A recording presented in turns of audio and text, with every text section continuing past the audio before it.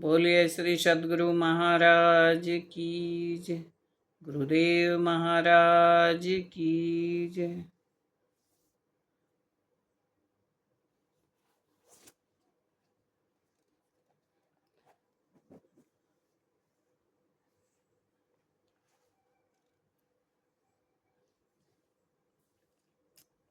भक्तों ने कैसे सेवा की? आरुणि की सेवा। आरुणि ने अपने गुरु की सेवा कैसे की? आरुणि एक शिष्य था गुरु का, तो उसने अपने गुरु की वचन पर रहा तो आरुणि को क्या प्राप्त हुआ? वर्षा के दिन थे, वृष्टि प्रारंभ हो रही थी। बहुत तेज बरसात होने के कारण अपने शिष्य को आरुणि ने आदेश दिया कि जाकर धान के खेत की रखवाली करो कि पानी ज़्यादा ना आए, पानी खेत से बाहर ना जाने पाए, ना ज़्यादा होने पाए। अरुणि खेत पर पहुंचा। मेड़ टूट गई थी, बड़े वेग से खेत का जल बाहर जा रहा था। बहुत प्रयत्न किया अरुणि ने, किंतु वे मेड़ बांधने में सफल ना हो सका। वो कहते हैं ना, जैसे बंद लगाने, खेत में नाका लगाना, हरियाणा में कहते कि नाका लगा दिया। तो उसने जल का वेग इतना था कि जो मिट्टी मेड़ बांधने को रखते उसे प्रवाह इतना तेज था कि बहा लेता, बार बार बांध उसका टूट जाता। जब मेड़ बांधने का प्रयत्न सफल न हुआ तब स्वयं आरुणि टूटी मेड़ के समान पराडे होकर लेट गए। उनके शरीर से पानी का प्रवाह रुक गया, पानी के भीतर पड़े आरुणि का शरीर अकड़ गया। पूरी रात ठंड का समय था, सर्दी का समय था और ऐसा शरीर अकड़ गया कि उसे होश ही न रहा। अपने और दूसरे जोक जैसे जीव काटते हैं, जो बिच्छू जोक उसे काटने लगे, लेकिन टस से मस ना हुआ।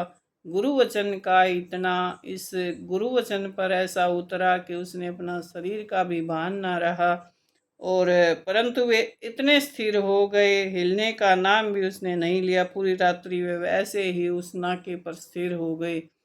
जो बंद लगाया जाता है, पानी बाहर भीतर ना जाए, रोकना, पानी की रोक लगाना को मेड कहते हैं।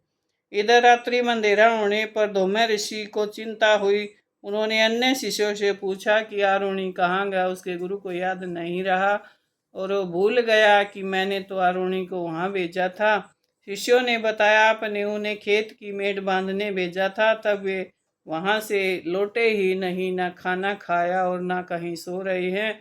उन्होंने पूरे आश्रम में ढूंढा, देखा तो कहीं नहीं था। पूरी रात्रि फिर उन्हें चिंता हुई, वो सोए नहीं। उनके गुरुजी सवेरा होते ही शिष्यों के साथ खेत के समीप जाकर पुकारने लगे, बेटा अरुणि, बेटा अरुणि, कहाँ हो तुम, कहाँ हो तुम?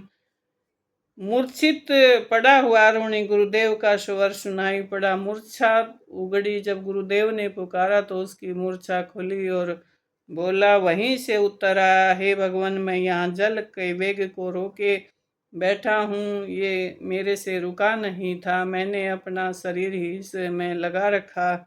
ऋषि शीघ्रता पूर्वक वहाँ पहुँचे। अरुणि को उन्होंने उठने का आदेश दिया। जैसे अरुणि उठे, ऋषि ने उन्हें हृदय से लगा लिया और बोले, हे वत्स, तुम क्यारी को विदीर्ण करके उठे हो, अतः अब से तुम्हारा नाम उद्दालक होगा। जो उद्दालक ऋषि हुए थे ये पहले आरोही थे। सब वेद तथा धर्म शास्त्र तुम्हारे अंतःकरण में स्वयं प्रकाशित हो जाएंगे। जितना भी ज्ञान संसार का है, कला का है, भगवान का है, जो भी सारा ज्ञान है तेरे हृदय से स्फुटित हो जाएगा। लोक में और परलोक में तुम्हारा मंगल होगा। उनके गुरु ने आशीर्वाद दिया कि लोक और परलोक में तुम्हारा मंगल होगा, क्योंकि तुम गुरु वचन पर डटे हो। गुरु का वचन बहुत कीमती होता है और जो भी कहते हैं इस पे डट जाता है तो भव सागर पार ही कर जाता है। गुरु कृपा से आरुणि समस्त शास्त्रों के विद्वान हो गए और उद्दालक ऋषि के नाम से प्रसिद्ध हुए। जो उद्दालक ऋषि की गाथा कथा गाते हैं, सुनाते हैं वेदों में, शास्त्रों में और ऋषियों में, जिसने अपना अनुभव पूरा पूरा भक्तों को बताया है। आत्म ज्ञानियों के लिए जो अच्छा रास्ता है वो उद्दालक ऋषि ने समझाया है। उसके पग चिन्हों पर सभी भक्त चलते हैं, आत्मदर्शी तत्वदर्शी चलते हैं। जिसने आत्मा परमात्मा को जानना है उसके कथाओं को पढ़कर आगे बढ़ते हैं। बोलिए श्री सद्गुरु महाराज की जय। तो जो सेवा करता है उसमें कोई घमंड नहीं होता और कोई उसका अपनी इच्छा नहीं होती। गुरु की कृपा से उसके सारे कर्म पूरे हो जाते हैं। और जो गुरु की कृपा करता है, सब देव भी कृपा, हर एक जीव जंतु उस पर कृपा करते हैं। कोई भी कमी नहीं रहती संसार में। उसे जो चाहता है वही उसे मिलता है। और कोई कोई भक्त होता है जो ऐसे सेवा करता है, और जो इस जीवन मनुष्य जीवन का लाभ उठा लेता है वही भव सागर से पार हो जाता है। बोलिए श्री सद्गुरु महाराज की जय।